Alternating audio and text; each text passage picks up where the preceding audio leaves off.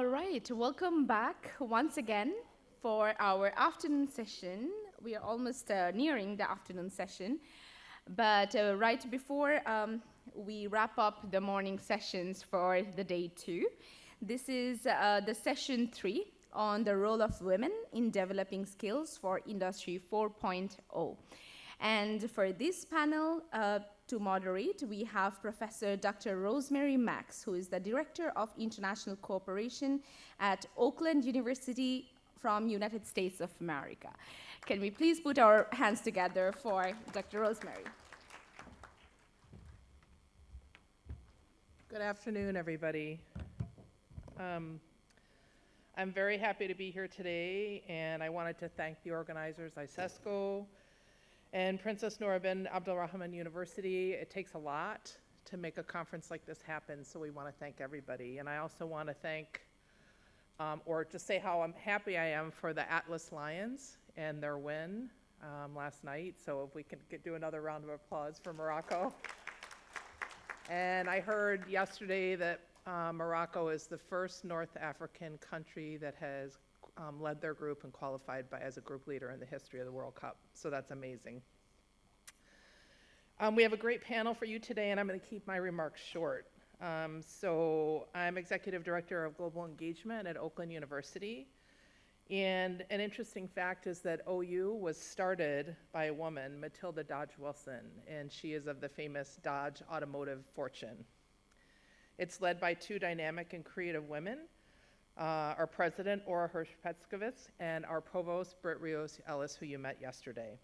And it's really not just about having 2 women at the helm as leaders, but these are women who have stepped in and are starting to change our university culture, and that's really important. We're located in Michigan, in a state where the governor, the attorney general, the secretary of state are all women, and they were all recently reelected to a second 4-year term. 7 of 16 members of Michigan's delegation to the US Congress are women. So women are everywhere in leadership, and we see them everywhere now.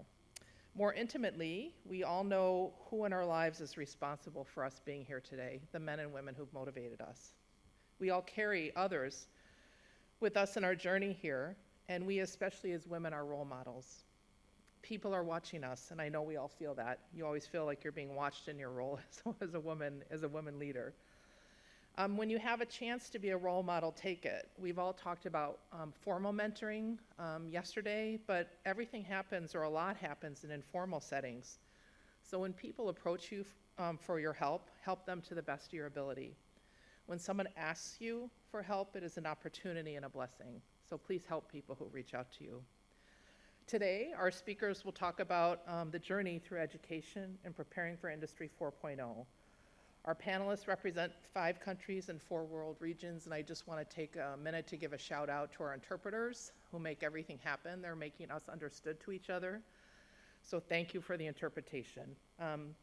So let's hear what the panelists have to say. Our first speaker today is Dr. Liz Riesberg, who is a higher education consultant with more than 3 decades of experience working with universities, ministries of education, non-governmental organizations, and international agencies around the world.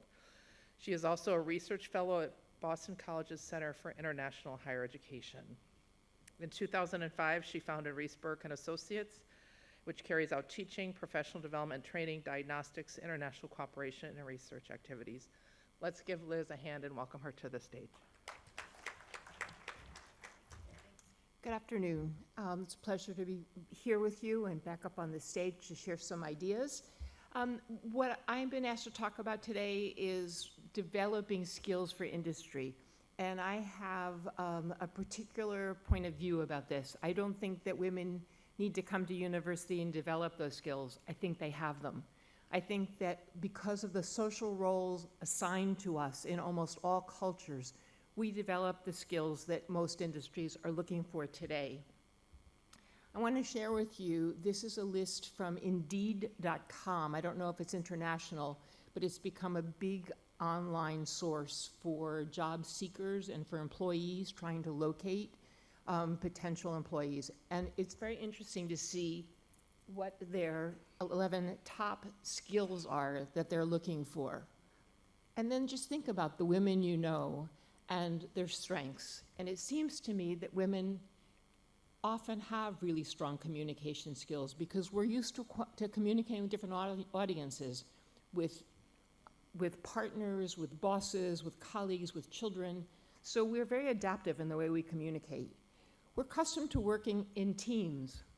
We have interpersonal skills because we're very social and we're encouraged to be very social. We tend to be very adaptable. I think one of the things that's really true about women is that we operate well in crises. Many of you I know are mothers. How many of you are mothers? And how many of you have been on the way to work and found out you have a child who's sick at school and you have to go get your child? There are so many times when women have to make quick decisions and adapt their schedule and adapt their plan for the day because of the reality we live in and the responsibilities that we have. We manage our time well, as was pointed out in the previous panel, which was a great lead into this panel, was the many roles that women have and the fact that we need to manage our time well, we need to be organized because we are functioning in many different environments at the same time and every day. I'm not going to belabor all of these, but I think that what was interesting to me looking at these top skills is thinking that these are skills that most of the women I know have developed in their life, not in a classroom, not in the university, but because of the roles and responsibilities assigned to us in our cultures. Interesting, I'm going to share a couple of comments with you from employers who've published some thoughts. And again, I don't want to say that this is true of all women and that it's not true of any men. But these are generalizations and observations. But it's interesting that women, among the survey, ranked women as more honest than men, which I found very interesting. And many said that women, a good percentage thought women were smarter. But they also rank women as being more compassionate, outgoing, and creative.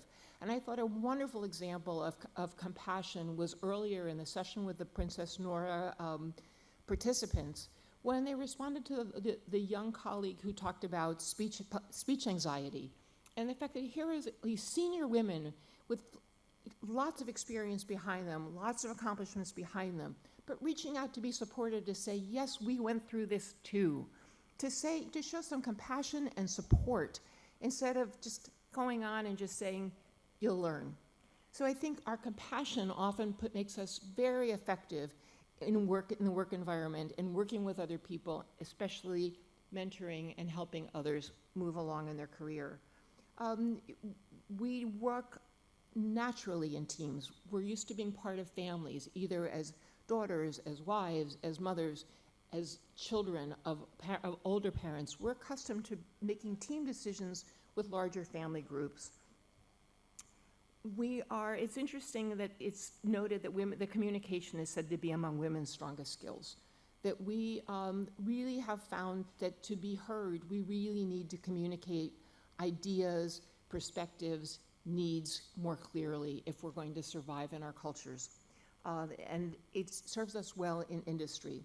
We are very adaptable. As I said before, things come up that we hadn't planned on in the course of a day.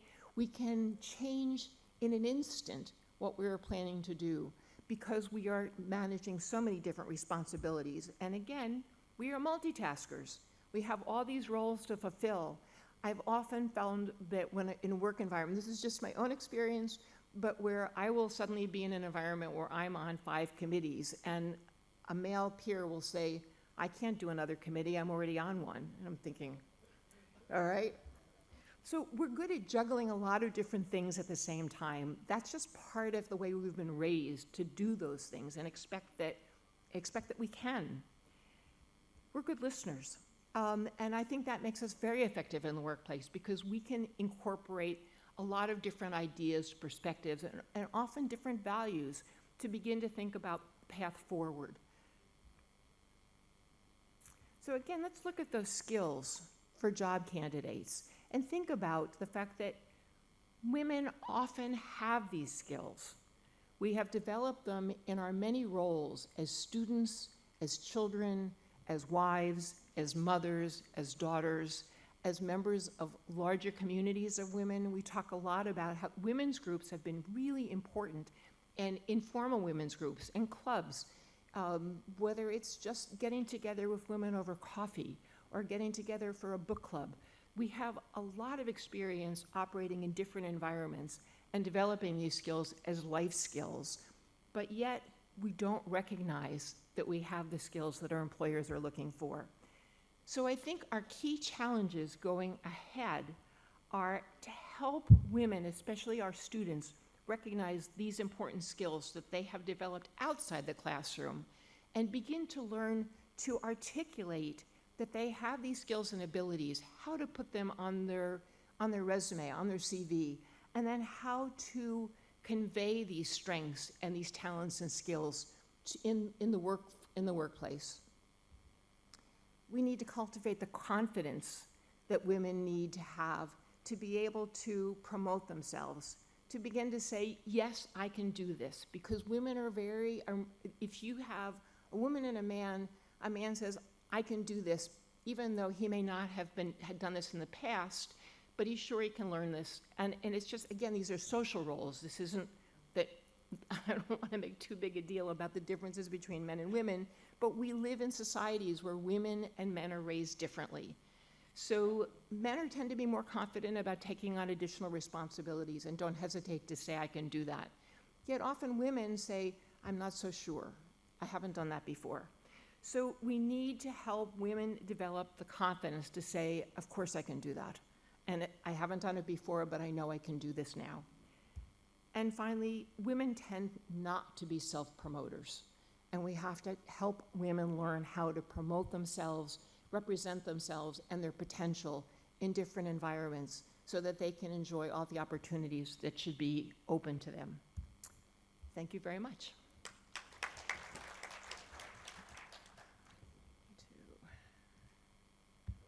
Okay, pardon us while we have a technology exchange here. So I only speak Apple. So I don't speak PC, so I brought my own. Thank you, Liz. I certainly recognize myself early on in my career not putting important things on my resume or only applying for jobs if I had 100% of what the job description suggested. So where many people say that if you have most of what's there, you should apply. So that's very good advice. Our next speaker is Dr. Saima Hamid, and she's serving as Vice Chancellor of Fatima Jinnah Women's University in Rawalpindi, Pakistan. She has also served as Vice Chancellor for Rawalpindi Women University and as Chief Academic Officer of the university. She is responsible for the policymaking and advancement of the academic and scholarly life of the university. Dr. Hamid completed her PhD from the prestigious Department of Public Health at Karolinska Institute in Sweden. Dr. Hamid.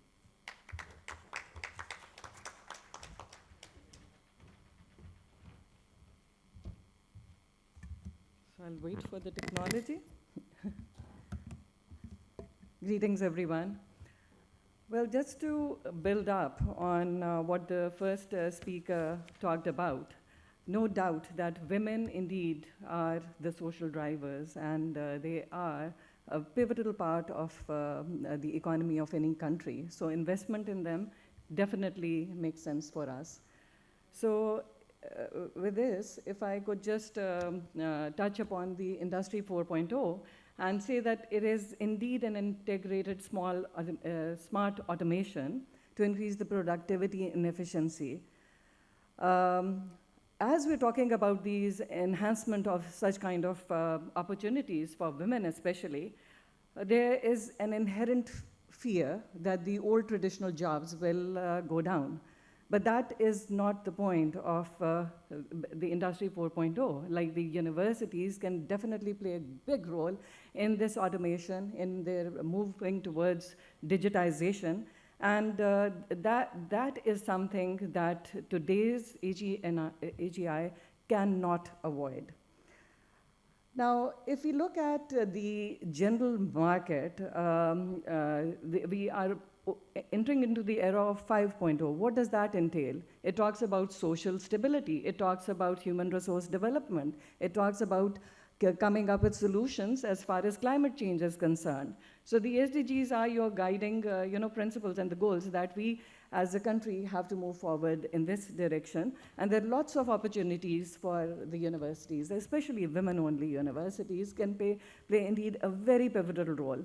Because as we talk about the different challenges, you see the first thing that comes to the mind of any leader in a public sector organization especially is about the funding. So what about the funding on this, if we want to take on this additional task of becoming digital, steering the leadership? So what happens? UNESCO and the Global Gender Report has shown that about 25% of females are IT professionals. So now, if you look at these numbers, they're really low. Similarly, the global data of 2021, just look at the situation that we are in. And these are the global figures. So if we really want to embrace this new and take up this new transition, it requires a lot of adjustment in the routine teaching and training.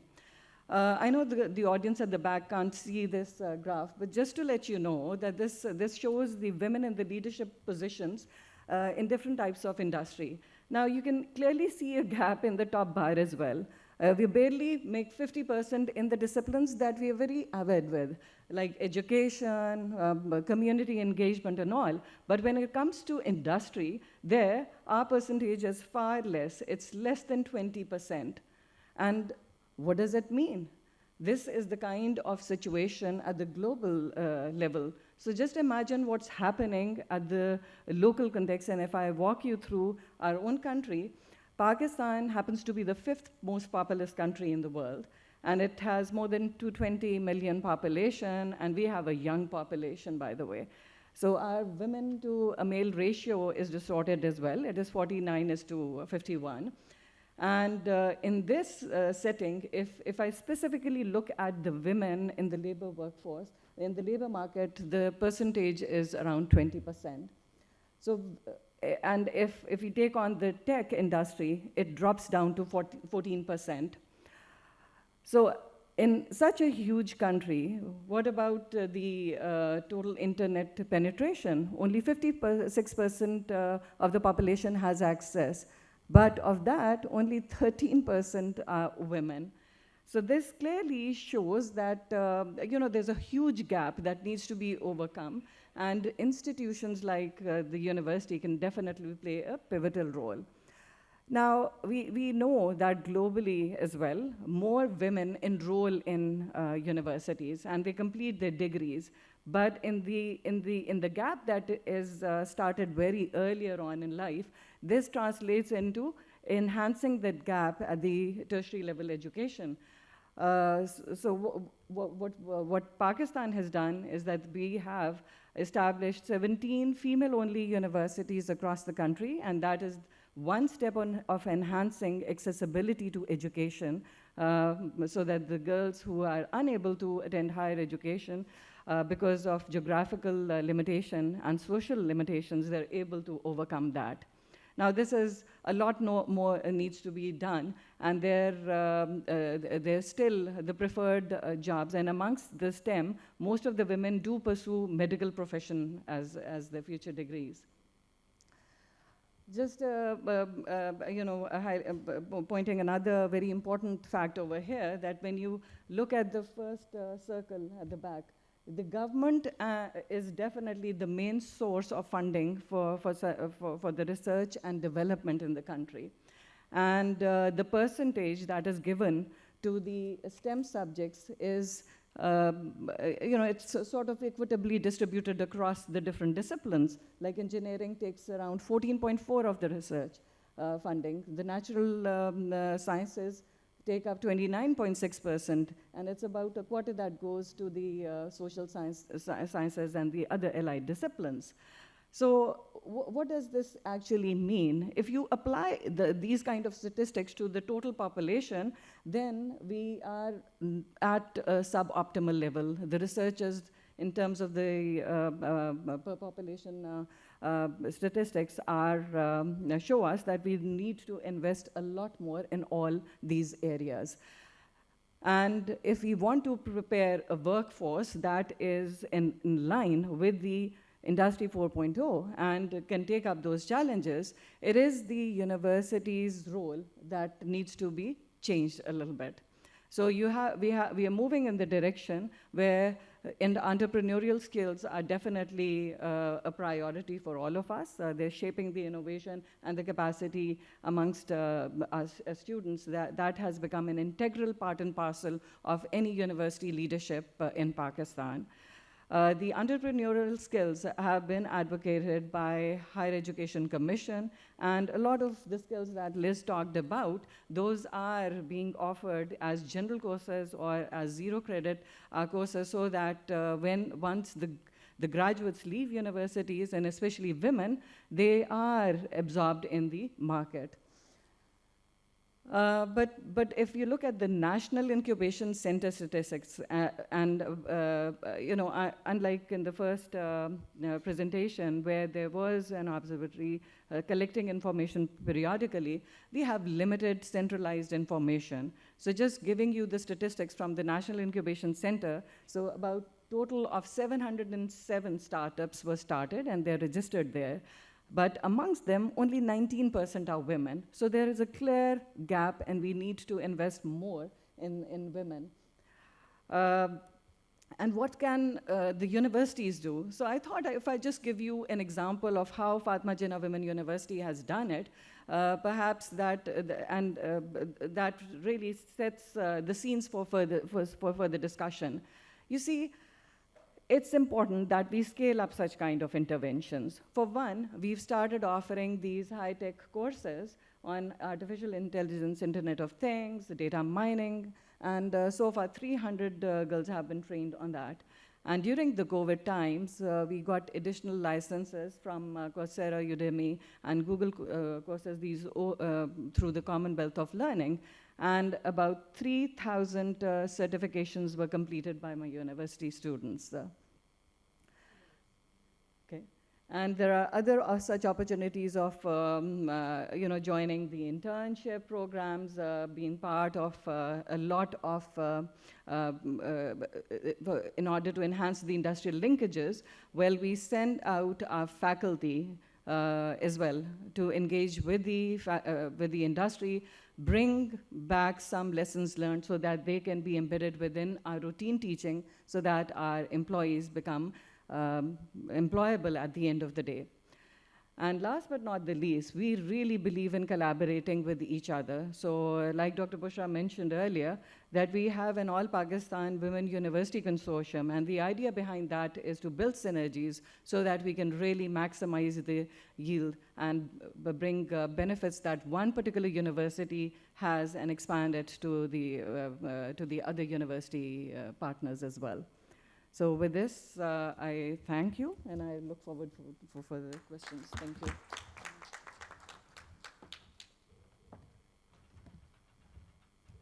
Thank you, Saima. Dr. Meriem Al-Madid is Vice President for Research and Graduate Studies and a Professor of Physics and Material Science at Qatar University. Since 2016, she has led the university's research and graduate studies and development strategies and programs, and has promoted and strengthened national and international relations in this field. She is a board trustee member in many educational research and innovation institutions and committees in Qatar. Please welcome Dr. Meriem Al-Madid.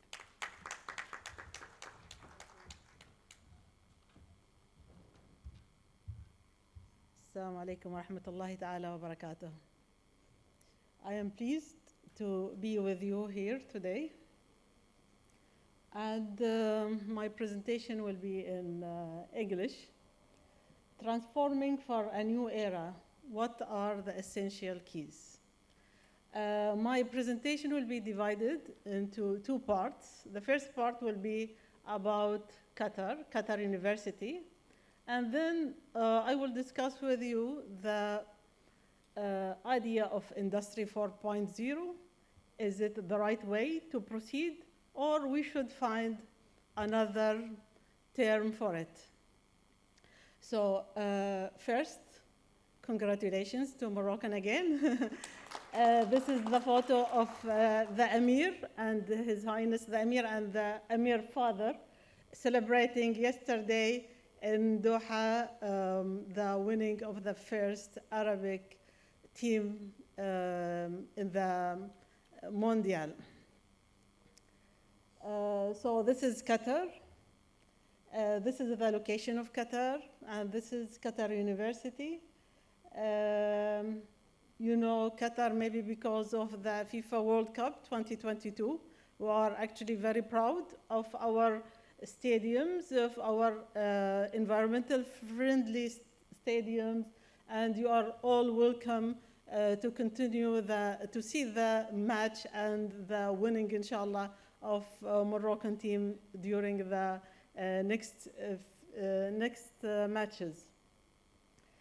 We have a vision, Qatar National Vision, concentrating on 4 main pillars: human development, social development, economic development, and environmental development. Slight history of Qatar. We got the independence in 1971, but the education started in 1952. And the first Ministry of Education started in 57. Started Qatar University in 1973 with around 150 students, 93 female students, and only 57 male students. And this is continuing on the same trend. Currently, Qatar University has around 28,000 students. More than 75% of these students are females, and we have 11 colleges, 17 research centers, and around 100 programs, around 50 programs as undergraduate studies program, and 50 programs as graduate programs. We have specific research agenda and outline. I don't need to go into details for this. And this is reflected into ranking, which also I don't want to discuss it today, but we have real impact on the society. This is about the workforce in Qatar and how our studies change many laws and policies in the country. And we have a continuous collaboration between the high school students, the undergraduate students, graduate students, faculty members, and postdocs, of course, to support specific research agenda in Qatar University. That's why we initiated the Young Scientists Center, and we have many research activities and graduate students activities in this field. Also, I am proud of the high quality infrastructure for research, like the vessel, the research farm, very big research farm, and different environmental and energy-related fields. Our collaboration, of course, is with the government, industry, international, and public society. We have specific grants facilities for internal grants and for international collaboration co-funding program. And I would like to invite you all to collaborate with us in these co-funding research programs. The cooling system in the stadiums was initiated at Qatar University, and we are still managing and following up with the modification of the system. So now we don't have only cooling system in the stadiums, but also cooling streets and gardens, as well as other modification system and policy for the government. Also, I am proud that we initiated the Qatar University Press 6 years ago with many high-quality books, including موسوعة الاستغراب, which we started with إيسيسكو a few years ago. And you are welcome to have a copy if you want. It's available in the website. Of course, we have other types of research activities, podcasts, that I want you also to have a look at. This is ending my part of Qatar University and going into Industry 4.0. Is it the right way or not? As you know, the university systems started around 1850 with Fatma al-Fahriya, Al-Qarawiyyin University, then Al-Azhar, and following up in the 13th century with a unified system for colleges as part of the university system as a whole. The 19th century, the industrialism produced more technical schools, and in this stage, women were introduced into the industry. At the same time, women in the Gulf was responsible for the family when men went for diving, pearl diving. So women took a very important role in different areas around the world. So I want to introduce the Society 5.0, which is a human-centered society that balances economic advancement with the resolution of social problems. And this is the development of the Society 5.0, which is a term introduced in Japan and supported by the Japanese government, which is different than the Industrial Revolution, which started in Europe, mainly in Germany. And according to Industry 4.0, it is, according to McKinsey, it is the next phase of the digitalization of the manufacturing sector, driven by different factors. No need to go into them right now. But this is a comparison between Society 5.0 and Industry 4.0, and which is better for us? Or shall we, in this part of the world, identify a new term for us? That's why we are collaborating with 5 Malaysian universities are meeting in a few weeks to discuss a new system for modification of the university systems and their impact on the society. So if you are interested, we welcome your involvement and participation in this activity. Yes. Society 5.0 is people-centric society, while Industry 4.0 is effective only on industry without the human factor. What shall we do? Transforming for a new era. Collaboration is one of the important aspects in this area. This photo is from 2016 with colleagues from the Gulf universities. So collaboration is the most important term for real impact on the society. It's between academic institutes and between academia, industry, academia, environment, and academia and the public or the society. Universities should prepare the students deep disciplinary knowledge plus understand of systems and their ability to function across boundaries. And for me, I think research takes a very important role in this part.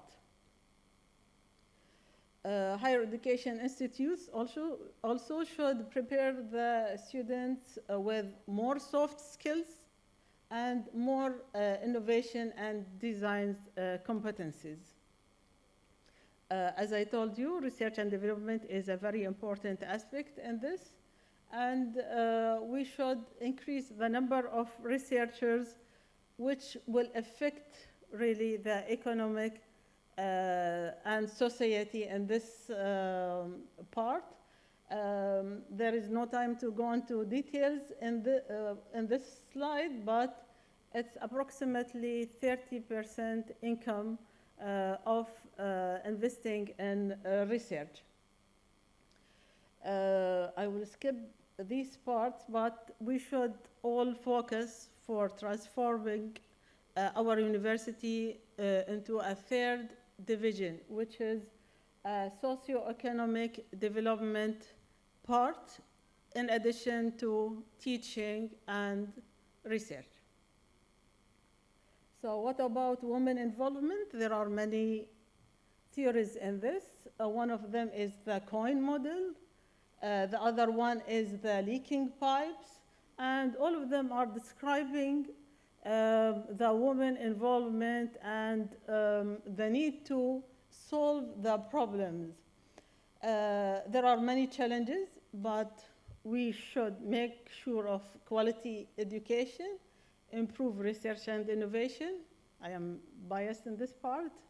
And more importantly, equitable rules and support from the policymaker. Global partnership is very important, and that's why we started the academic network for development dialogue with 3 women as leaders, first leader, previous leader, and current leader. This is the steering committee of the network, and I would like also to welcome your involvement in this network, which is in collaboration with ISKWA. The next session will be in May 17, and you are welcome to visit Doha for this event, inshallah. There are different, as a scientist and a physicist, actually, I use specific rules of modification of the materials and different types of pipes. And one of them is improving the material itself, improving the fluid, the mixing type of the material inside the lab, the speed of the screw inside the pipes. So all these are issues that we have to take care when we are modifying the leaking pipes or the coin model that I showed to you. Also, we should use local materials, local experience from our society. And also, as an expert in self-healing and corrosion materials, self-healing is a very effective tool in improving or correcting the corrosion in the material. So self-healing for women, for the institute, for the country, should begin from inside, not from outside. And negative results are not always bad results. I published a paper, okay, it's scientific, about negative results. So we learn from each other. Negative results are not bad results. I published a special issue of materials science in women in nanotechnology. You are welcome to have a look at it. And my next book is about the sustainable university of the future. It will be available next month. You are welcome to have a look. And if you need a copy, just contact me. And have a look also at Qatar University research magazines with different articles in it. And I want to thank our leader, His Highness Sheikh Tamim bin Hamad Al Thani, for his continuous support of women. And this is during his visit to Qatar University Medical College, and all our role models in the country. And thanks for all my team and family, including my father, my mother, and my 7 cats. Thank you very much.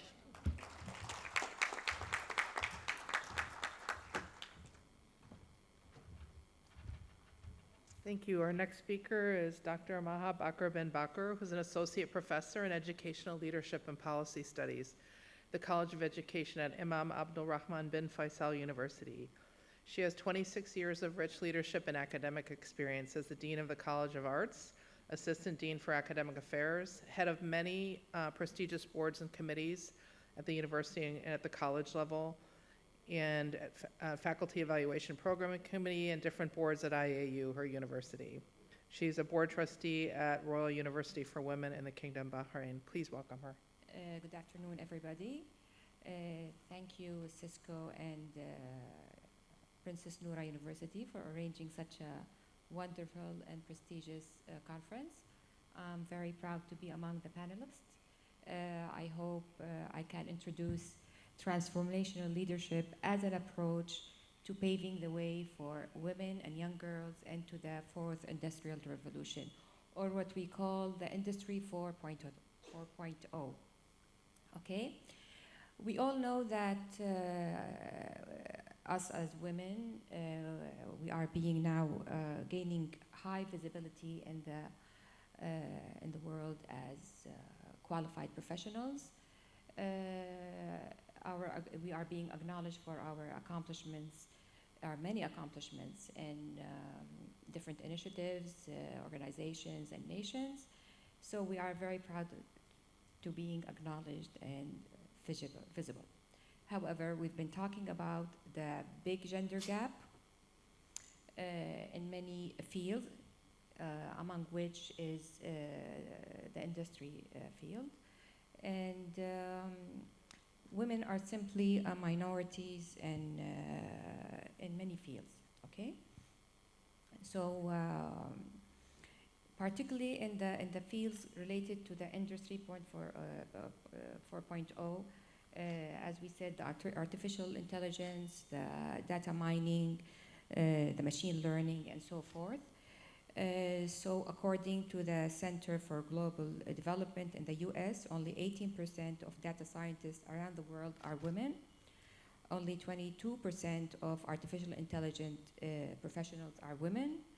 And only 25% of computer professions are women. And it's a fact, women are more likely to leave the professions in the technical field. So it is obvious women are shining away from the technology majors, technology and data science major. These majors are the backbone for Industry 4.0. And it is expected that these technologies are going to be infiltrating into the other fields. Education is among them. So it is the responsibility of our educational institutions, as well as your educational institutions, to pave the way for the girls and the women to enter the STEM pathway in order to be able to participate or infiltrate, the job market in the future. Now, how would this university do that in an effective manner without having strong representation of qualified women in the upper leadership positions? So this brings us to another problem or another big gender gap in a very important field, which is educational leadership. We've talked about women being less represented in leadership positions in the universities and colleges, and specifically in the upper leadership positions. According to, according to the American and British Council on Education, only 25 to 30% of women are in the titles such as chairmen, much less in titles such as provost or presidents. The case is the same in European countries, in Arab countries, and specifically in Saudi Arabia. That is a fact. So there is a problem, no doubt. How can we solve it? The panel before us have spoken about, given some solutions.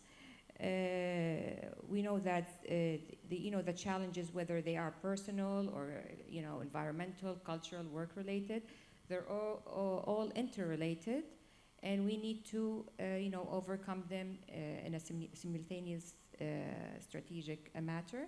So in order to do that, I am introducing transformational leadership as an approach to make the changes needed in the field of leadership, which will eventually pave the way for the change in Industry 4.0. I'll explain how. I chose transformational leadership because it is one of the most popular leadership approaches that describes how leaders can initiate, develop, and carry out significant changes in the organization. This kind of leadership involves tremendous, exceptional form of influence on the subordinates or on the team members that are working to accomplish. They would accomplish more than what is expected from them. Okay, so they do that through 4 fundamental practices. I'd rather talk about Dr. Rima's example of an exceptional leader in their university, Dr. Inas. Today, as she was describing her, I was seeing that the 4 fundamental aspects of a transformation leadership actually is reflected in her practices. She was saying that she is empowering everyone in the university. She was saying that she was supporting new ideas. She was being a very good role model of hard work, of high ethics, and so on. So there are many examples of transformational leaders around us that we see that marked major changes in their institutions. During the coffee break, I was talking to Dr. Hawazin. I've just met her in this, I was honored to meet you, Hawazin, in this conference. She inspired me, and she reminded me of an exceptional transformational leader who had made wonders and changes in his organization, in a university that he was leading. And this person have left long-lasting effect. People that students of his, faculty who worked with him, are now talking about him decades after he has retired. The person that she was talking about, I was of course very proud listening to her. She was saying that her father was working with my father, who was, her father was a faculty in a university where my father was the president. And she was saying until this day, I'm saying decades after he retired, her father is telling her stories of how his leader or his president was modeling high ethical values of equality, of respect, of hard work, of looking for the greater good. She was giving me stories about how inspiring he is to her father, and how her father now is inspiring to her. So from one generation to another, and you still see the effect of this person. And she was also saying that her father was drawing a comparison about an 80-year-old transformational leader who was practicing transformational leadership even before it was born, the concept of this model, with Dr. Inas, who is now a young leader who led a major change in the Princess Noura University. And I guess we all saw the product of that university. It is a pleasure for me to meet all of these beautiful, ambitious, inspired women. It is my first time to meet all of them. And I can see that your leader is a transformational leader.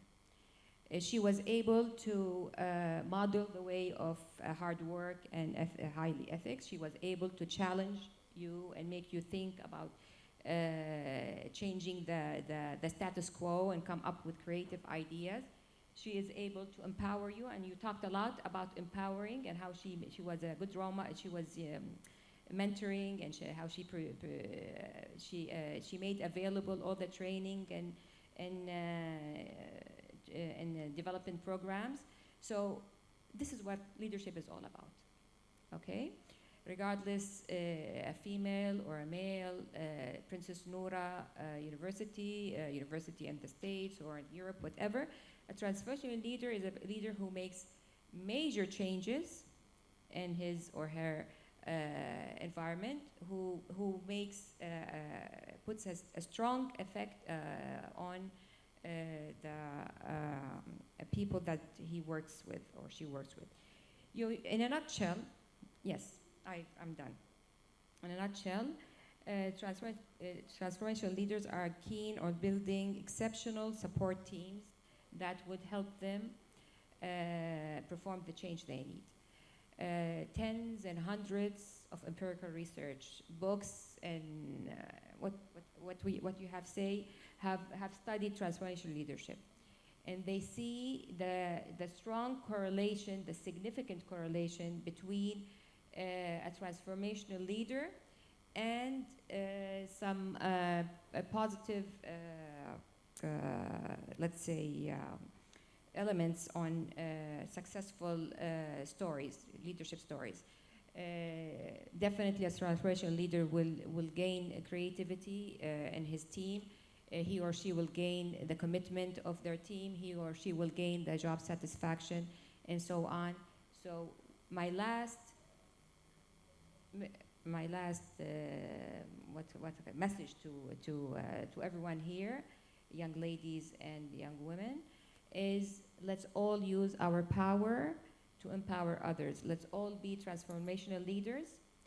Let's all put our hands together and work together and use all our authority and all our power in order to have many younger leaders. And through this young leadership, we will be able to change the policies, put some creative initiative to empower our younger girls and women into the pathways of Industry 4.0. Thank you.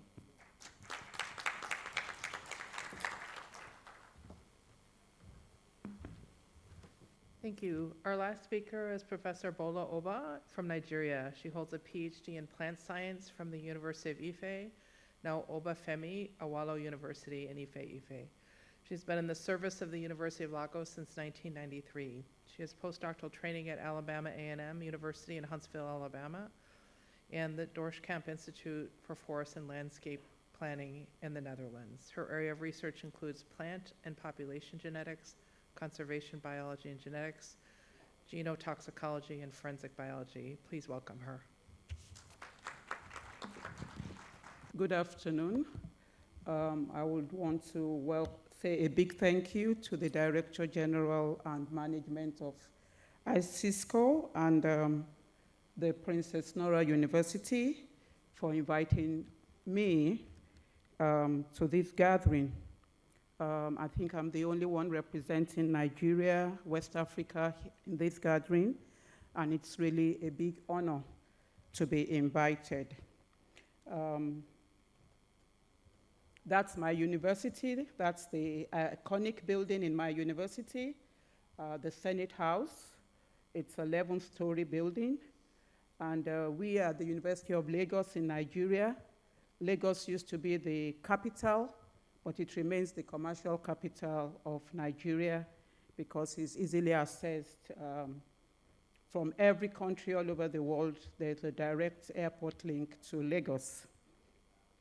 My university is 60 years old this year, and for the first time in the history of the university at 60, the core management of the university 3 weeks ago got a female vice chancellor for the first time.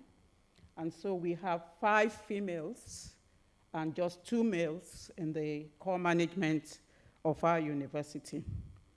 And this, to us, is really a big one. There is no women-only university in Nigeria. Nigeria has over 200 universities, but the public universities are just about 111. And out of all these public universities, only 7 have female vice chancellors. That's just about 6.5%. So it's a great one. We are one of the first generation universities, and to have a female vice chancellor became a big thing at this stage for us. Participation of women in Nigeria in particular, in all sectors of the economy, have increased gradually over the years. Although in the initial, about 4 to 5 decades ago, most of our women were involved in teaching, mainly at the primary education level. But gradually, we've had some women move into secondary, and just a handful were in tertiary or higher education. However, we can conveniently say that now we have about 30% of academic staff in our universities being female. If we look at the enrollment for my university, we find that also for students, we have a population of about 62,000 students, and we have about 48.5 of those students being female. And we have about 300 professors, and about 90, 1/3, are also female full professors now, full professors. There are 110 undergraduate programs and 900 postgraduate programs. We have 12 faculties and 26 institutes, 26 centers, and 6 institutes. The import of female in academia in my university started in 2004, 42 years after its establishment, when the first dean of law was elected. She retired recently at the age of 70. And in 2011, 7 years after that, we had the first female deputy vice chancellor. And so since then, actually since 2004, there was a shift to looking at what the women could bring on the table. And this happened by management seeing that the first female elected dean in the Faculty of Law was able to bring about some changes that led to better students' enrollment, better performance, and a very cohesive faculty. And so programs started to empower and enhance the women. We have talked a lot today on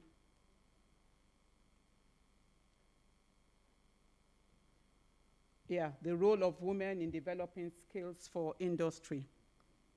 And one of the things are that there are different ways in which this can occur. The skills can be learned formally. They may be non-formal. We could also learn them on the job. But we find that for women, we have some innate characters that employers look for. These are characteristics of most women. We value work-life balance. We are usually motivated by challenges. We work collaboratively, more inclusive, more empathetic. We encourage people to think freely. We focus on teamwork. We are good at multitasking. All these have been said today. And I think this has really pushed the woman forward. And so in taking decisions, since we are more collaborative and it impacts on our work, and our works are being noticed the more now. What we do for industry development in the university is that about 10 years ago, the focus changed from just teaching alone to teaching, research, and community service.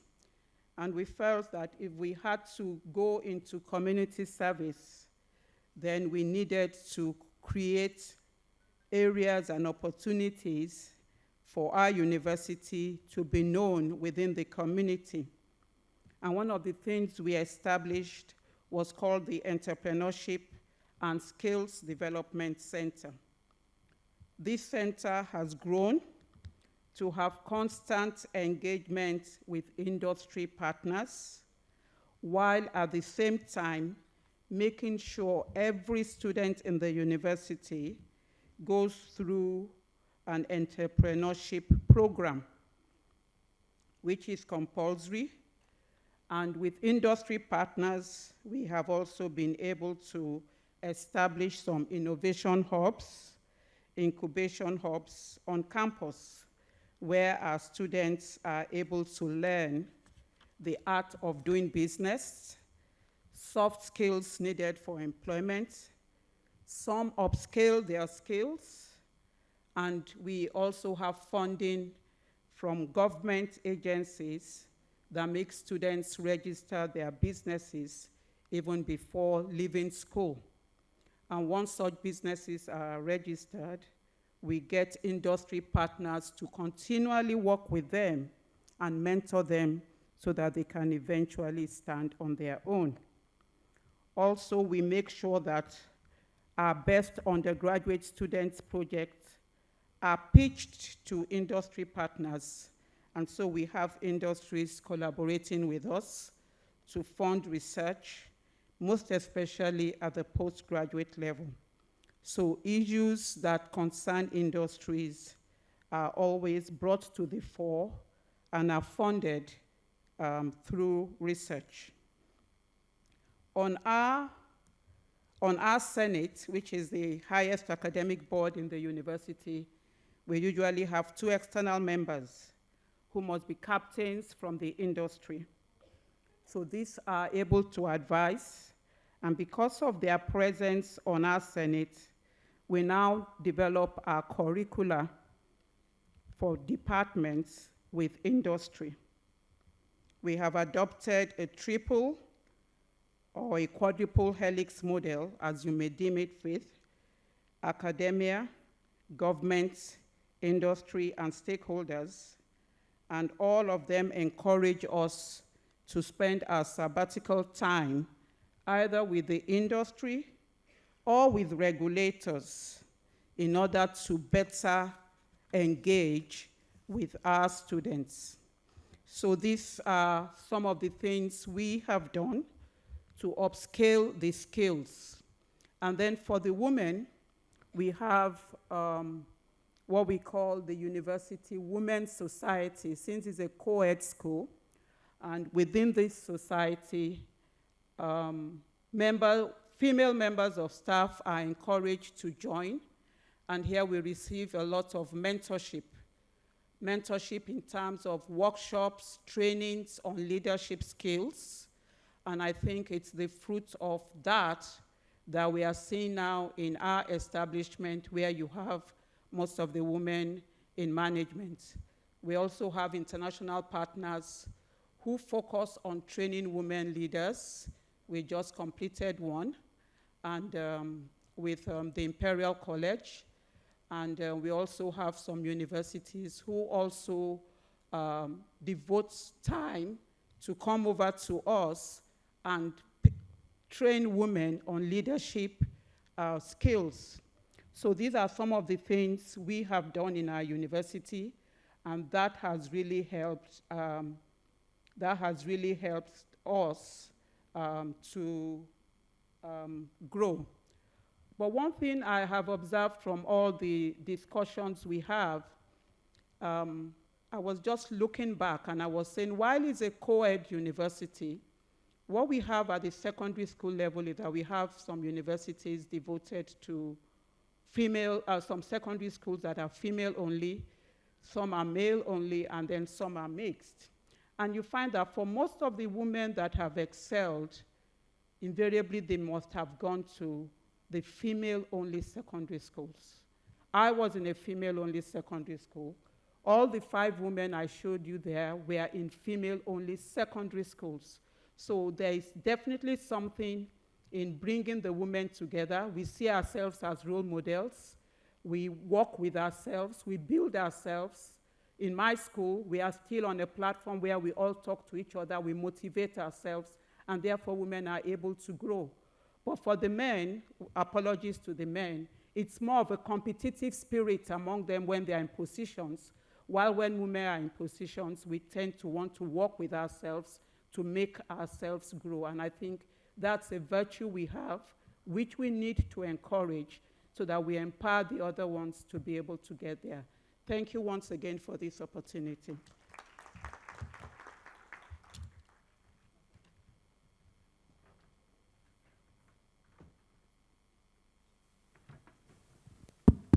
Thank you. Very inspiring presentations with a lot to think about. And so one of the things that we've heard today and yesterday is that while women are being educated at higher levels than men in many countries, that the transition to the world of work is sometimes not as friendly. So I wanted to open up the discussion and have participants who are here in the audience maybe go ahead and ask this esteemed panel questions that they may have or subjects that they are thinking about with respect to being young people or young women going into the world of work. So with that, I'll open it up for questions.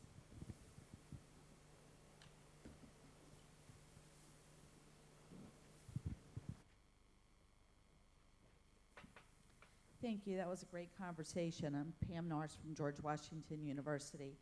Several of you spoke about the skill sets that women just naturally have that make them really good for the workforce.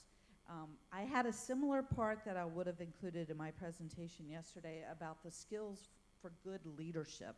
And when you look up the 11 skills that make a naturally good leader, not just a transformational leader, but just leadership skills in general, I would argue that women naturally display at a higher rate, perhaps, things such as apologizing for mistakes, integrity, highlighting the work of others and downplaying their own contributions, being empathetic, as we've noted, giving credit to others, taking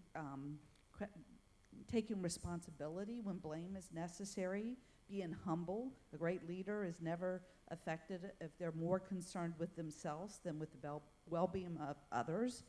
And while I believe all that's true, unfortunately that also gets in our way when we're trying to self-promote as leaders. So in academia, I think it's really hard.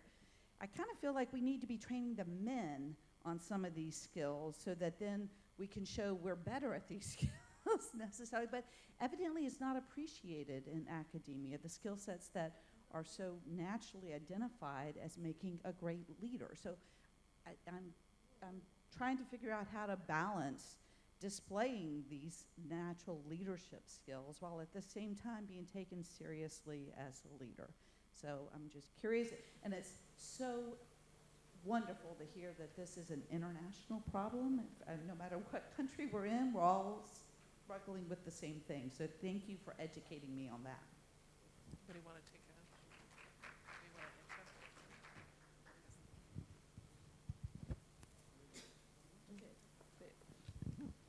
Thank you. Well, thank you for the comments, and I absolutely agree with you. I believe that a lot of this has to do with our less investment in networking with each other. Still, women are a huge minority when you look at the global figures. And that's the way forward. So the panelists who've been saying that it's very important that we invest in this leadership skills and as well as in coaching and mentoring programs.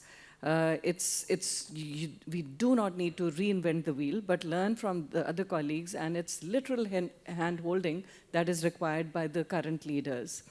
There are certain opportunities globally present as well, so, such as the UN Academic Impact Initiative that gives an opportunity to train young ladies enrolled in the universities. And in my university, the first cohort of 24 girls graduated only recently. So I think it's our responsibility to bridge that gap. Interestingly enough, I'm reminded of the Harvard Review Business recent study, and that showed that between the ages of 25 to 40, the confidence level in terms of percentile increases by 28 percentile points in women as opposed to only 8 percentile points for men. So clearly, what the gap is because they're already many steps ahead of women. And that is because we are socialized into submissiveness in a larger part of the world. So how do you overcome that? And one definite way forward is to train our boys right from the start. Thank you. I want to comment on this also, just to mention that the new generation is changing. So young students are not the same as our generation. And we are proud that Qatar University, that we initiated the Young Scientists Center, where, as I told you in my presentation, we initiated full cycle of students from high school to undergraduate, graduate, postdoc, and faculty members working together. We are trying to increase number of boys in Qatar because we have minorities of boys in STEM. So that's why I want to focus on what does the society need and our impact. So in Qatar, the problem is with the boys, not with the girls. Thank you. Pam, I couldn't agree with you more that our strengths often get in our way. And I think that the key thing is, as mentors, and I think the panel from Princess Nora did such a wonderful job of emphasizing the importance of helping the generations behind us, being supportive, cultivating, encouraging, coaching. And I think that what's really important is these skills that we develop quite naturally in our roles aren't recognized, we don't recognize them in ourselves. And I think one of the roles of mentoring is really to help women recognize these strengths so that they don't become obstacles for us. And instead of just sort of we take things for granted that we can do. You know, it's not important because we never really learned it in a classroom. We haven't been, there's no certificate for it. It's just what we do. But I think we need help from others to help us recognize that what we just do is a skill and a talent. Thanks. Other questions? From the audience, please.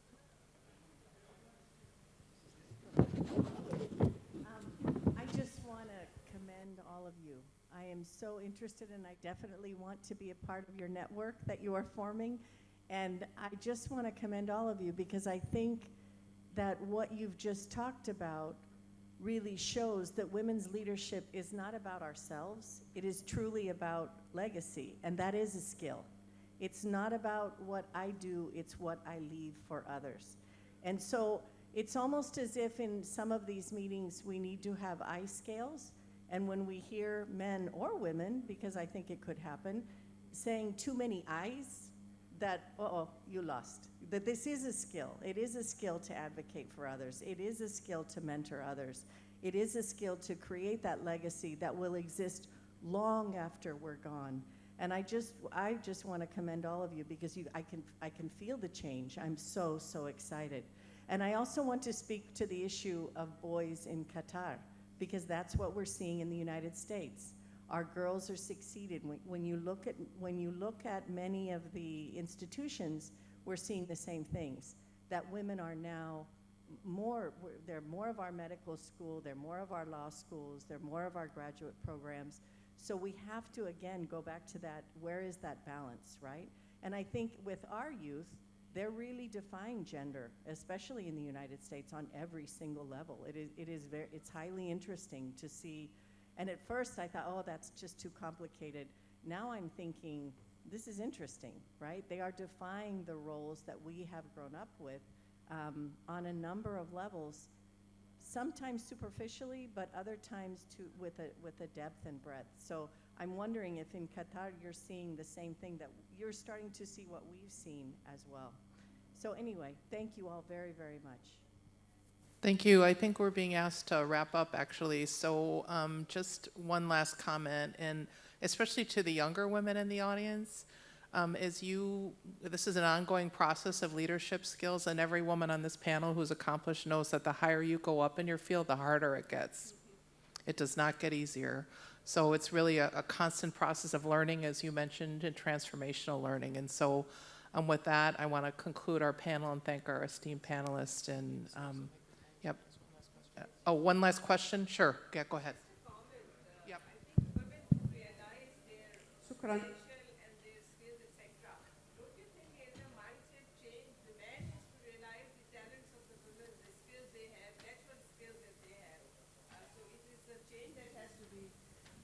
I think you heard whatever I was saying. Yep. I was saying that women do realize their natural talents. They develop by raising a family and being in a big, huge family system and all that. So they have developed some of the skills which men never did, you know. So men has to be sensitized to realize the natural skills that women have and also give them opportunities and, you know, to do things, you know, in leadership positions.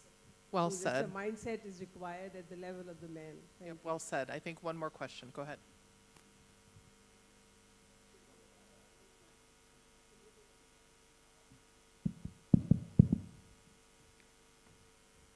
مساء الخير، شكرا جزيلا. شكرا لمنظمة الإيسيسكو وجامعة نورة في المملكة السعودية على هذا اللقاء الغني والجميل. شكرا للأستاذات الدكتورات بالجلسة الصباحية ولهذه الجلسة ولجلسات يوم أمس على النقاش الغني وعلى الأفكار. أقدم نفسي قبل أن أقوم بمداخلة في الموضوع. فاطمة الشعبي، أستاذة باحثة بجامعة ابن زهر بأكادير، إلى جانب كوني أستاذة باحثة أنا كذلك فاعلة حقوقية وفاعلة سياسية وفاعلة نقابية، قيادية في النقابة الوطنية للتعليم العالي في المكتب الوطني، وقيادية في حزب سياسي، وقيادية في المجلس الوطني لحقوق الإنسان. وهذه كلها أمور تشكل شخصية المرأة كيفما كانت، سواء كانت في التعليم العالي أو غير التعليم العالي. لكن حتى أكون مسؤولة عما أقوله لابد من تقديم نفسي هذا التقديم. فقط مسألة ربط المرأة بسوق الشغل أو بالولوج إلى المقاولة، يعني المرأة لها قدرات، طبعا كلنا نعرف أن لها قدرات عالية جدا في جميع المجالات، يعني ماشي شي حاجة ليست بشيء جديد، ولكن العائق الحقيقي أمام المرأة ليس هو الرجل. الرجل كذلك هو ضحية، هو كذلك يصور أو كذلك ضحية، ولا يصور كصورة نمطية في المجتمع. يعني الرجل كذكر، يعني هناك تقديس الذكورة في المجتمع الإسلامي العربي إذا شئنا، أو المجتمعات المتخلفة بصفة عامة والمجتمعات النامية. دعونا أن نقول أننا مجتمعات نامية ولسنا متخلفة. لكن العائق الحقيقي هو الفكر الذكوري، سواء لدى الرجل أو لدى المرأة. المرأة نفسها لها، يعني بعض النساء لهن فكر ذكوري، وهن من يربين الأجيال على بعض الأفكار الموروثة وعلى بعض الأفكار والصور النمطية التي تغرس فينا جميعا نساء ورجالا، وتعكس على ممارساتنا اليومية، على أفكارنا، على حتى على تدبير الشأن العام، سواء كنا منتخبون أو رؤساء جامعات أو أو حكام. يعني هناك مشكل في التربية، يعني المشكل الحقيقي والتقصير على يعني عندما نتحدث يعني مؤتمر حول الجندرة أو حول المرأة أو القيادات النسائية في التعليم العالي وفي غيره، يعني شيء جميل جدا، لكن ليس بين النساء فقط. لماذا المرأة وحدها تتحدث عن المرأة؟ المرأة، قضية المرأة وقضية يعني عندما تتطور المرأة فهي لصالح أسرتها، لصالح مجتمعها، لصالح الرجل أيضا. إذا لماذا لا يكون الرجال هنا معنا لمناقشة هذا الموضوع؟ نرى الرجال فقط في الجلسات الافتتاحية كرسميين كمقررين، ولكن في الجلسات النقاش ليس هناك رجال ولا يشاركون. اللهم السيد الرئيس مشكورا هو الذي شارك في النقاش في الجلسة الصباحية. هذا ليس انتقاد بقدر ما هو يعني نقد ذاتي لنا جميعا، لأننا تربينا على هذا، بأن المرأة هي التي تدافع عن المرأة، بينما القضية قضية مجتمع، والمجتمع لا يمكنه أن يتطور برجل واحدة. المرأة والرجل هما ركيزتان أساسيتان، وركيزة هذا التطور هو المنظومة التربوية. المنظومة التربوية بركائزها الثلاث أيضا: الأسرة والبيت والإعلام طبعا والإرادة السياسية. إذن لا يمكن أن نستمر في تكريس، نحن أيضا النساء نستمر في تكريس هذه الصورة النمطية وتوسيع الهوة بين الرجل والمرأة، عندما فقط نقتصر على الحديث عن المرأة دون أن يعني، واسمحوا لي إذا تحدثت بهذه الحرقة. من جهة أخرى، مسألة الجامعة خاصة بالبنات في بعض الدول العربية الشقيقة، والتي هي يعني مرحلة ضرورية، لأنها مجتمعات محافظة وتقليدية. في بعض الأحيان هناك أفكار، كنا نتحدث عن الفكر الذكوري، حتى الفكر الذكوري مش بجانبه السلبي، لأن احنا هناك أشياء يعني غير لا نعي بها نمارسها دون قصد، وهي ليست في صالح المرأة وليست في صالح تربية التنشئة، سواء كانت بنتا أو ولدا. إذن نحن مطالبون جميعا بتربية التنشئة على المساواة، على قيم حقوق الإنسان، والمرأة جزء من هذا الإنسان.